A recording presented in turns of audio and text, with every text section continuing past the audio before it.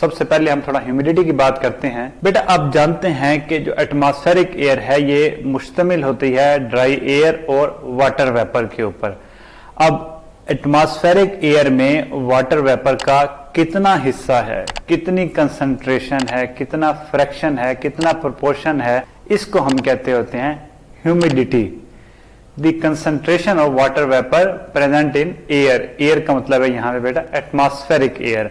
और ये जो वाटर वेपर होते हैं एयर के अंदर बेटा ये इनविजिबल होते हैं, नजर नहीं आते। अब ये जो हवा के अंदर मॉइस्चर की मिकदार कितनी हो सकती है ये बेटा डिपेंड करती है टेम्परेचर के ऊपर। कंफर्टेबल लिविंग के लिए ह्यूमिडिटी की वैल्यू एक खास रेंज में होनी चाहिए, तब जाके हम अच्छा महसूस करते हैं। ह्यूमंस के लिए ह्यूमिडिटी की सूटेबल वैल्यू 40 to 60% होती है और बर्ड्स के केस में ये 50 to 70% होती है। अगर ये वैल्यू इससे ऊपर चली जाए फिर भी मसले होते हैं, अगर नीचे आ जाए तब भी काफी इश्यूज होते हैं।